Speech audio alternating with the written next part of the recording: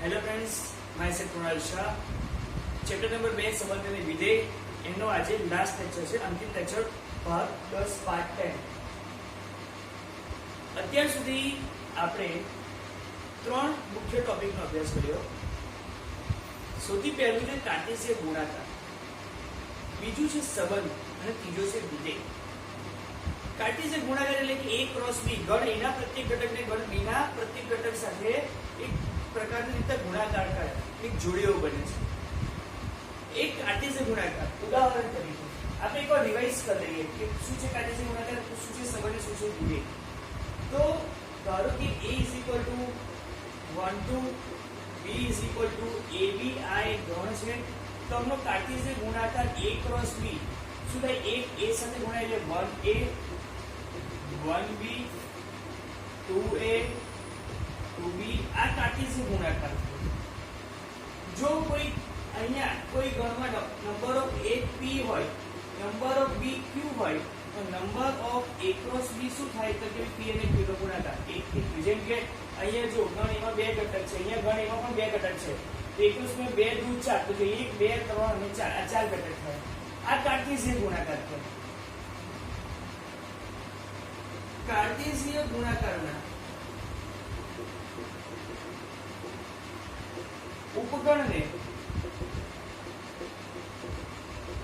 સંબંધ કહે છે. સંબંધ એટલે શું?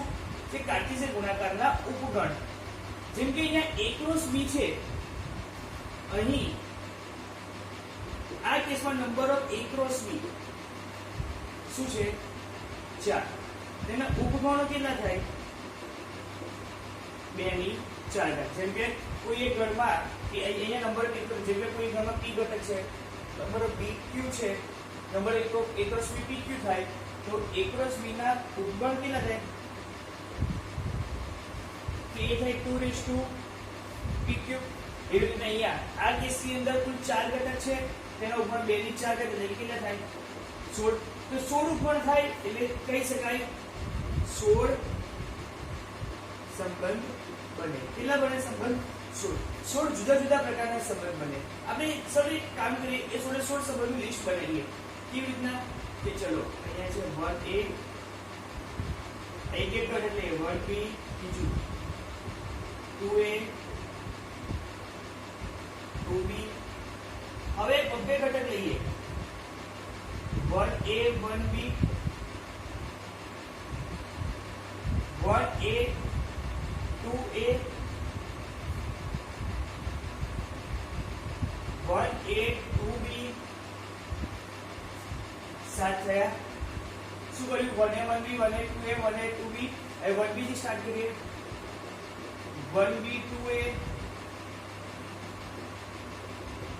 1B 2B. 10મા નંબર પર આવશે 2A. આ તો બે ઘટકની જોડી છે. હવે ત્રણ ઘટક 1A 1B 2A. આ ત્રણ ઘટકમાં જ ખાસ ધ્યાન રાખવાનું, કોઈ રહી જાય છે અમારું. ફરી 1A 1B એવા ને એવા, 2A ની જગ્યાએ 2B. એટલે 1A 1B 2A 1A 1B 2B 1B 2A 2B 1B.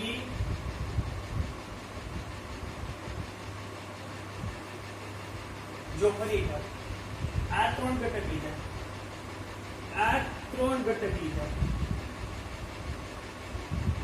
1B 2A 2B, એ પણ આપણે ઘટક તરીકે લીધા.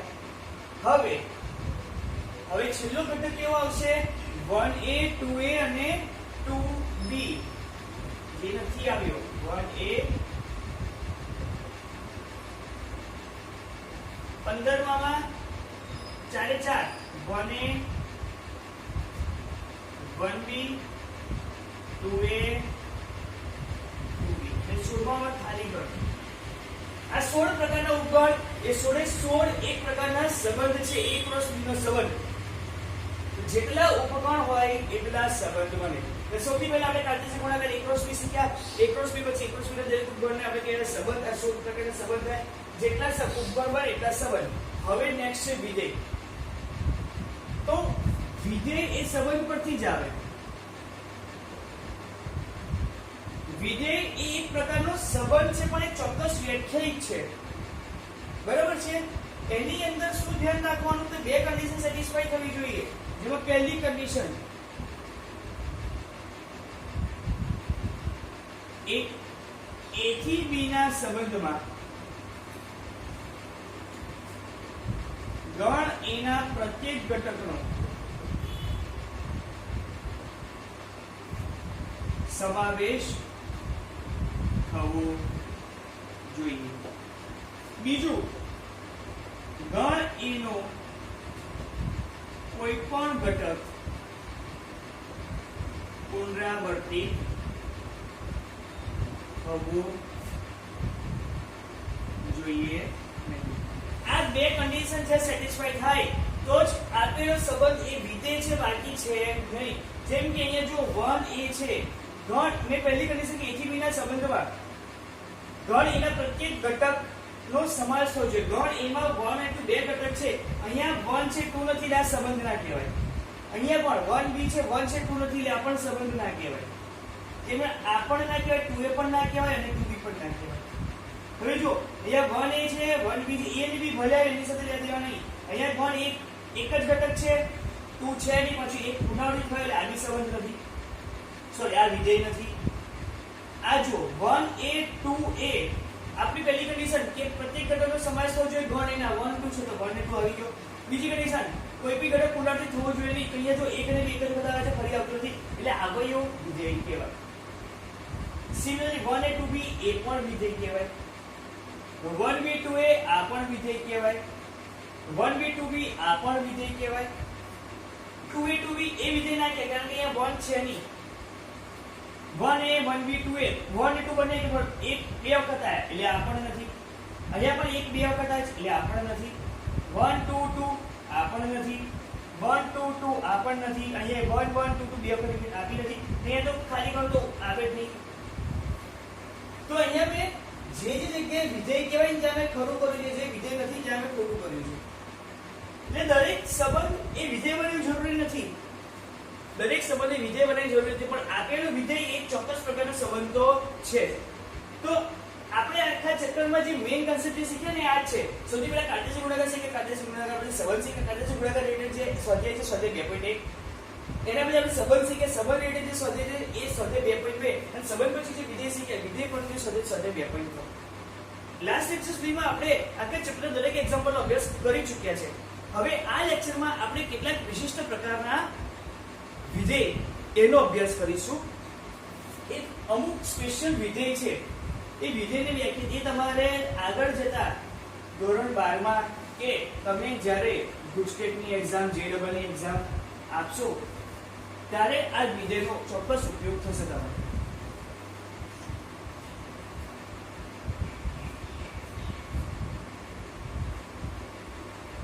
કેટલાક વિશિષ્ટ જો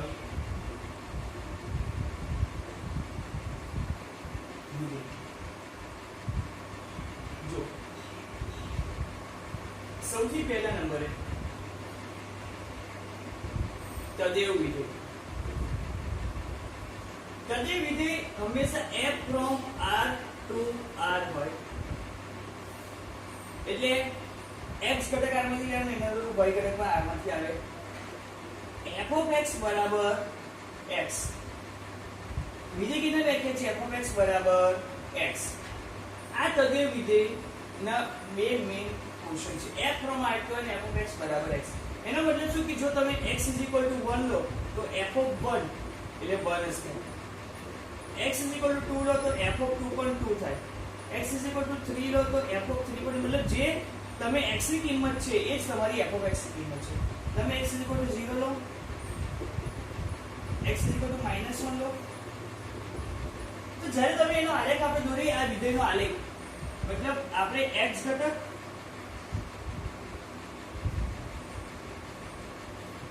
અહીંયા x ઘટક, જ્યારે અહીંયા f of x ઘટક છે. y એટલે કે એક્ચ્યુઅલી f of x જ આવે. 0 1 2 3 4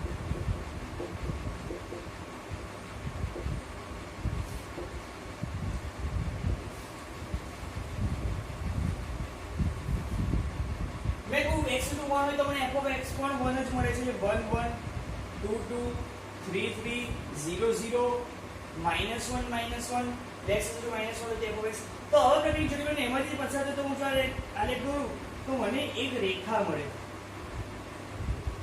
આ રેખા એટલે f of x x છે ક્લિયર છે આ તદેવ વિધેય કહેવાય છે ચોક્કસ પ્રકારે વ્યાખ્યાયિત છે તદેવ વિધેયનું સૂત્ર આ છે f of x x f from r to r એના પછી બીજો વિધેય છે અચળ વિધેય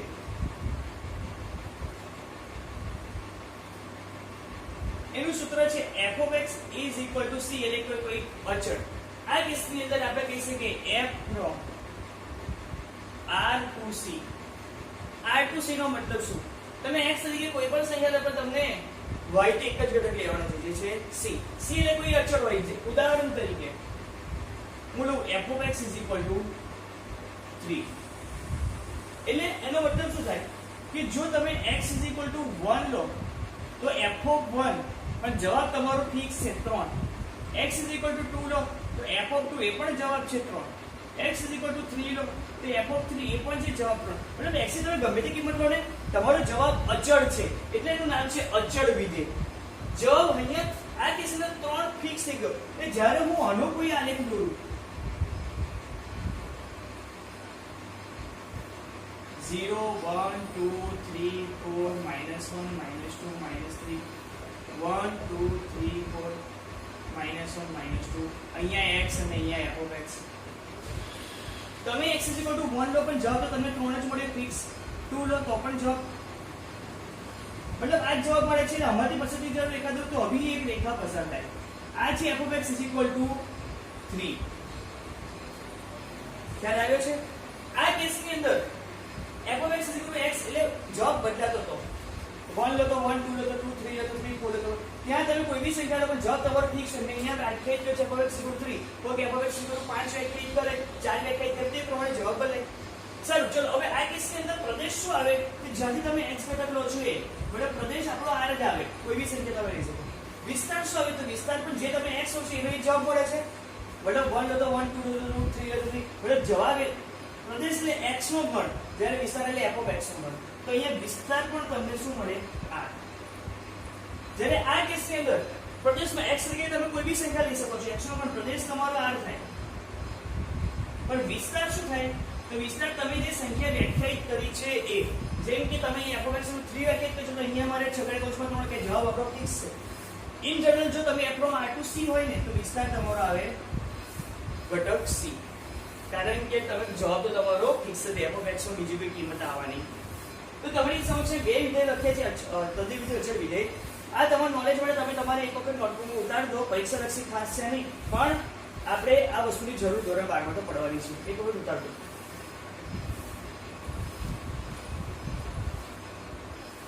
બે પ્રકારના વિધેયનો અભ્યાસ કર્યો હવે બીજા 3 પ્રકારના વિધેય જેમાં ત્રીજા નંબર પર આવશે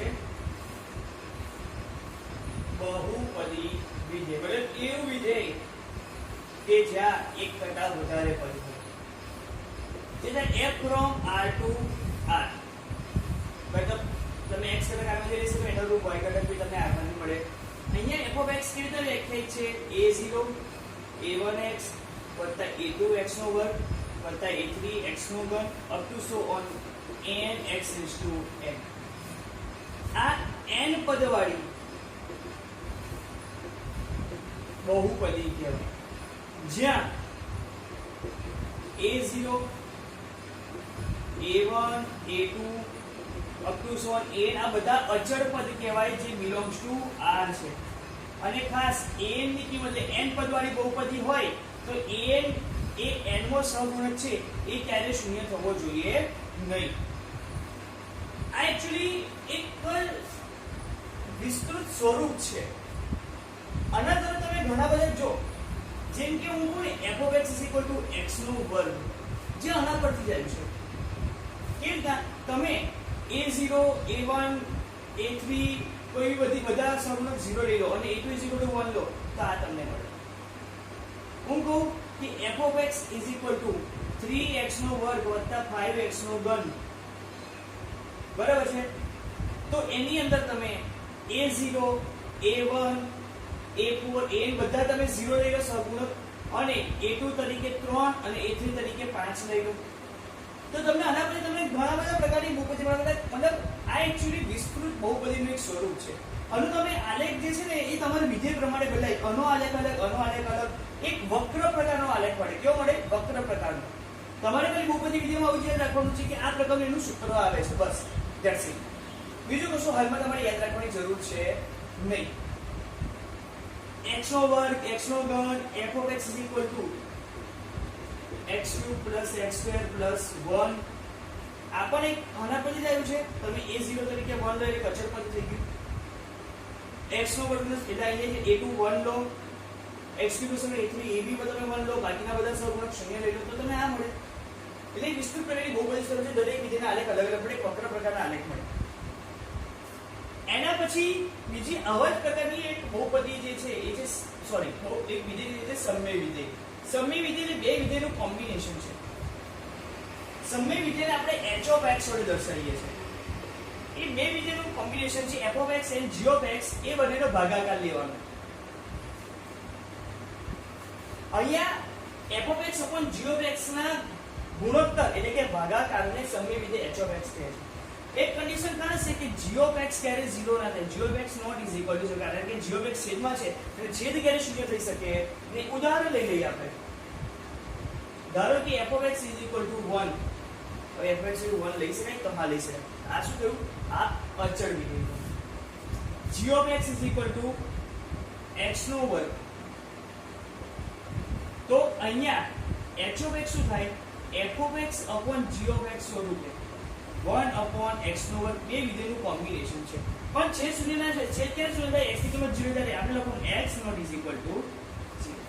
આવી રીતે તમે બીજો વિધેય બી તમે લખી શકો છો 2x + 3 upon 2x - 3. હવે છેદ ક્યારે શૂન્ય થાય અને 0 ક્યારે કરે? x નું 3/2 હોય તો 2x - 3 તમે 0 લો તો x તમને મળે 3/2. એટલે આપણે આ ધ્યાન રાખવાનું ક્યારે આ 0 ના થશે. x ની કિંમત 3/2 હોવું જોઈએ નહીં. તો આ પણ એક પ્રકારનો વિધેય છે જે સમય વિધેયમાં આવે. ક્લિયર છે? તો આ ત્રીજા નંબર બહુપદી વિધેય, ચોથા નંબર પર સમય વિધેય. પાંચમા નંબર પર માનાંક વિધેય, મોસ્ટ ઇમ્પોર્ટન્ટ. માનાંક વિધેય એ પણ f from r to r હોય છે અને વ્યાખ્યાયિત થાય છે f of x is equal to માનાંકમાં x, અથવા તમે એને બીજી રીતના પણ વ્યાખ્યાયિત કરી શકો છો. f of x is equal to x અને માઇનસ x. x ક્યારે? જ્યારે x ની કિંમત greater equal to 0 હોય અને x less than 0. f of x is equal to માનાંકમાં x એટલે માનાંક વિધેય થયો. જ્યારે તમે માનાંક છોડો તો પ્લસ અને માઇનસ આવે એટલે પ્લસ x અને માઇનસ x આવે. આ જો પ્લસ x અને માઇનસ x. પ્લસ x ક્યારે આવે? જ્યારે x ની કિંમત greater equal to 0 હોય. મતલબ x ની કિંમત 0 કરતા મોટી હોય ત્યારે f of x equal to x, તો x ની કિંમત less than 0 તો f of x equal to -x હોય. એટલે તમે શું કરી શકો? અહીંયા આપણે માનાંક વિધેયને અહીંયા આપણે થોડું વધારીએ છે. તમે ધારો કે x equal to તમે લીધું 0, તો f of 0 શું થાય? તો x નો 0 અહીંયા આવ્યો તો f of x equal to x લેવાનો એટલે એ પણ 0 થાય. તમે x equal to 1 લો તો f of 1 શું થાય? એ બી 1 જ થાય, કારણ કે x ની કિંમત 0 માટે f of x મારા માટે x મળી ગયું. x equal to 2 લો તો f of 2 2 થયો. x equal to 3 લો તો f of 3 3 થયો. પણ હવે x equal to -1 લીધું તો f of -1 શું થાય? તો -x ને માઇનસ માઇનસ એટલે જવાબ તમને મળે 1. x equal to -2 લો તો f of -2 શું મળે? એ 2 મળે.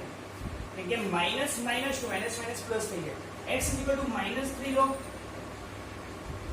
એટલે તમે x તરીકે તમે ધન પૂર્ણાંક લો કે ઋણ પૂર્ણાંક લો, જવાબ હંમેશા તમને ધન પૂર્ણાંક જ મળે. એટલે એને માનાંક વિધેય કહે છે. અને તમે આલેખ દોરો તો કેવી રીતે આલેખ બને એ સમજો. જગ્યા નાની છે એટલે હું આલેખ થોડો નાનો દોરું છું. 0 1 2 3 4 1 2 3 4. અહીંયા x છે જ્યારે અહીંયા f of x એટલે કે y છે. x = 0 એ f of 0 0 મળ્યો, 1 વખતે 1 મળ્યો, 2 વખતે 2 મળ્યો, 3 વખતે 3 મળ્યો. હવે જ્યારે -1 લીધો તો બી જવાબ મને 1 મળ્યો. -1 વખતે જવાબ 1, -2 વખતે 2, -3 વખતે 3. તો હવે જ્યારે હું આને આલેખ દોરું તો આનો આલેખ છે ને એક રેખા પણ V શેપ સ્વરૂપે મળે. અહીંયાથી ટર્ન લઈ લે, આ તરફ જઈ રહ્યું છે. આ એક્ચ્યુઅલી માનાંક વિધેયનો આલેખ બને છે. ક્લિયર છે? તો અહીંયા ત્રણ પ્રકારના આપણે વિધેય શીખ્યા. બહુપદી વિધેય, સમય વિધેય અને માનાંક વિધેય. જેનું ઇમ્પોર્ટન્ટ છે માનાંક વિધેય અને સમજવું જરૂરી છે. આ એનું સૂત્ર છે. ક્લિયર? તો આ ત્રણ વિધેય પર તમે નોટમાં ઉતારજો, પછી આપણે બાકીના બે વિધેય તરફ આગળ વધીએ. ઓકે, છઠ્ઠા નંબર પર આવે છે ચિહ્ન વિધેય. એ પણ f from r to r જ આવશે. અને કેવી રીતે વ્યાખ્યાયિત થાય? f of x ની કિંમત 1, 0 અથવા -1 હોય. હવે ક્યારે આવી કિંમત મળે? 1 ક્યારે મળે? x ધન હોય તો x > 0 હોય તો f of x તમને 1. 0 ક્યારે મળે? જ્યારે x = 0 હોય ને x < 0 હોય ને તમને -1. મતલબ જો x ની કિંમત ધન હોય તો f of x 1 થયો, x ની કિંમત ઋણ હોય તો f of x -1 થયો, અને x ની કિંમત 0 હોય ને તો f of x 0 થયો. એટલે જ્યારે તમે આને આલેખ દોરો તો શું થાય? અહીંયા 0 1 2 3 4 1 2. આ x છે અને આ f of x છે. તમે x = 0 લો તો f of 0 મળે, એટલે 0 માટે 0. હવે જો તમે x ની કિંમત ધન લો એટલે 1 લો, 2 લો, 3 લો, 4 લો, ગમે તે લો, તમને f of x તમને 1 જ મળશે. લાવી મતલબ અહીંયા તમે 0.5 બી લો ને, 0.5 તો બી જવાબ તમને 1 જ મળે, કારણ કે 0.5 એ ધન થયો. તો શું થાય? 1 ને નહીં લેવાનો, પણ એને સિવાયની બધી સંખ્યા લેવાની. એટલે આ રીતનું આવે. 1 માટે 1 મળે, 2 માટે 2 મળે, 3 માટે 3 મળે. અહીંયા 0 લેવાનો અને 0 માટે 0 મળે. અને જેવું તમે ઋણ સંખ્યા સેટ જાઓ એટલે જવાબ તમારો -1 થઈ જાય. એટલે આવે એવું. તો એ અહીંયાથી લઈને આ રીતે તમારે જોવું પડે. આ કિંમત 1 ની છે, આ કિંમત -1 છે. -1 તો બી તમને -1 મળે, -2 તો બી -1 મળે. તો અહીંયા તમે શું થાય? ધન વખત ઉપરનું ચિહ્ન અહીંયા આવે, 0 વખત અહીંયા અને ઋણ વખત ચિહ્ન બદલાય છે. ચિહ્ન વિધેયનું નામ છે. ઓકે, બીજો એક છે વિધેય જે છે મહત્તમ પૂર્ણાંક વિધેય. જે કહેવાય, જેને વ્યાખ્યા f of x = મહત્તમ box of x, x belongs to R. અને આનો મતલબ શું? x થી નાની અથવા x જેટલી કિંમત લેવાની. એકચ્યુઅલી અને તમે ઉદાહરણ દ્વારા તમે સમજો ને તો તમને વધારે ખ્યાલ આવે. ઉદાહરણ શું કહે છે સમજો. જો આપણે x ની કિંમત 1 અથવા 2 ની વચ્ચે લઈએ, જેમાં ઇન્ક્લુડિંગ 1 કરું, x જો 1 અને 2 ની વચ્ચે આવે, હવે 1 અને 2 માં નાની સંખ્યા કઈ છે? 1, એટલે 1 ને અહીંયા ઇન્ક્લુડ કરવાનું. તો મારો f of x એટલે કે મહત્તમ પૂર્ણાંક x, એનો જવાબ શું આવશે? એનો જવાબ આવશે 1. મતલબ તમે x = 1 લો તો બી જવાબ 1, 1.1 લો તો પણ જવાબ 1, 1.5 લો તો પણ જવાબ 1, 1.9 લો તો પણ જવાબ 1. પણ 2 લો તો નેક્સ્ટ સ્ટેજ આવી જાય, 2 < x <3. તો જવાબ 2 થાય. મતલબ 2 વખતે સીધું અહીંયા આવી જાય. 2 અને 3 ની વચ્ચે ઇન્ક્લુડિંગ 2 x એ કોઈ બી કિંમત તમને જવાબ મળે 2. એવી રીતે તમે 3 બીજા 3 < x 4 મળે તો જવાબ મળે 3. એની આગળના સ્ટેજમાં શું હશે? 0 < x <1 લીધો હશે તો જવાબ હશે 0. હજુ એની આગળનો સ્ટેજ જો તમે ઇન્ક્લુડ કરો તો -1 < x <0. તો અહીંયા -1 અને 0 વચ્ચે x ની કિંમત તો નાની સંખ્યા કઈ? -1, તો જવાબ આવે -1. મેં તમને એવું કહ્યું કે 1 અને 2 ની વચ્ચે હોય તો નાની સંખ્યા મને જવાબ 1. 10 અને 11 ની વચ્ચે હોય તો નાની સંખ્યા છે 10, તો જવાબ 10. હવે સમજી લો કે 10 જ x તરીકે તમે 10 જ લો તો જવાબ તમને 10 જ મળે. x = 1 લો તો બી જવાબ 1 મળે, 2 લો તો 2 મળે. એટલે મેં કહ્યું કે x થી નાની અથવા x જેટલી કિંમત તમને મળે. હવે એનો આલેખ કેવો એનો આલેખ દોરવો બહુ ઇમ્પોર્ટન્ટ છે, બરોબર છે. જો કે પરીક્ષામાં તો આ પૂછાવાનું નથી, પણ આ આપણા માટે જાણવું જરૂરી છે. 0 1 2 3 4 માઈનસ 1 2 3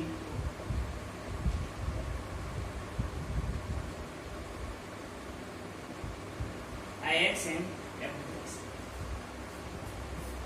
x ની કિંમત 0 અને 1 ની વચ્ચે મને જવાબ 0 મળે, મતલબ હું x = 0 લઉં. જો x 0 ≤ x > 1 આ સમસ્યા આપણે એક કામ કરીએ. ચલો 1 ની વાત કરીએ. 1 ≤ x ≤ 2 હોય, 1 અને 2 ની વચ્ચે મારો જવાબ 1 થયો એટલે આવો.